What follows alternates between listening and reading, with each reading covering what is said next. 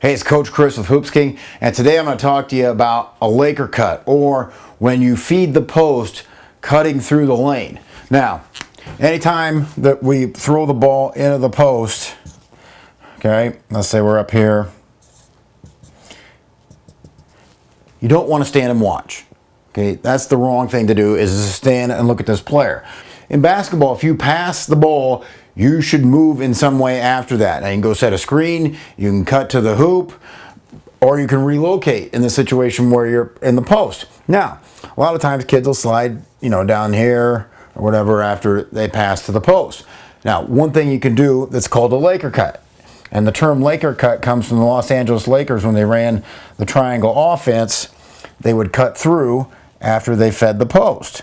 So, we're right here. So we pass it in, and typically, almost guaranteed, this guy will turn his head and look in at the ball, where this can get real effective. So if the ball's on the block there, your Laker cut is coming right through here. You're cutting through on offense, looking for that dish to the hoop. Okay, so that would be a high Laker cut. You're coming up high above this player. So let's switch it around now. Let's say it's a high post here. Okay, he catches the ball here. We fed him from here.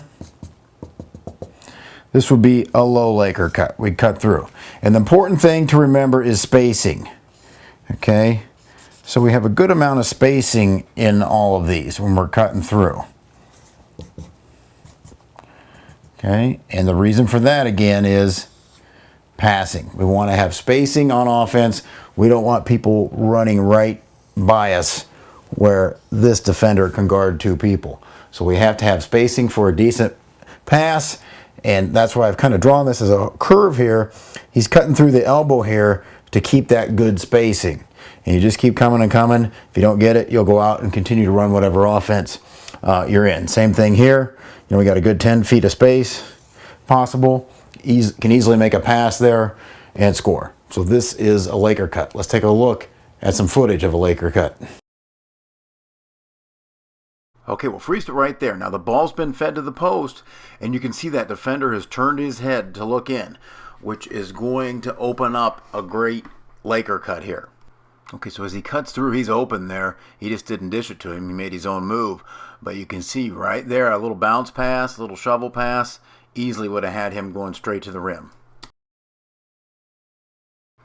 Now here again, see the defender number 14 has turned his head once again, and he really doesn't know where his man's at.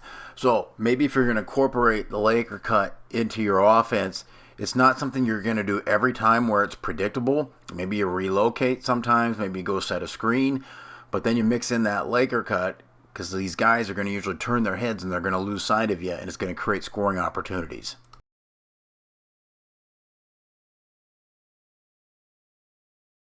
Now on this cut, you can see where that huge space is there. So if he cuts up more towards the high post, we're going to have that distance we need to make the pass. But he's going to cut too shallow and too close to his own man, and his defender is going to be able to get right back to him, even though he's turned his back to him. Okay, so you can see he just cut too close. If he's up more towards the elbow, then there's room to curl in there for a pass right in the middle of the lane. So it just goes back to the basic offensive fundamental of keep good spacing on offense. Be sure to click the link in the description to get your free coaching forms and download them. I'll send them right to your email immediately. Hey, be sure to subscribe to our channel over here. You can also click and rent coaching DVDs through the mail from the best coaches in the game, or you can watch a related video. It's your choice. Go ahead.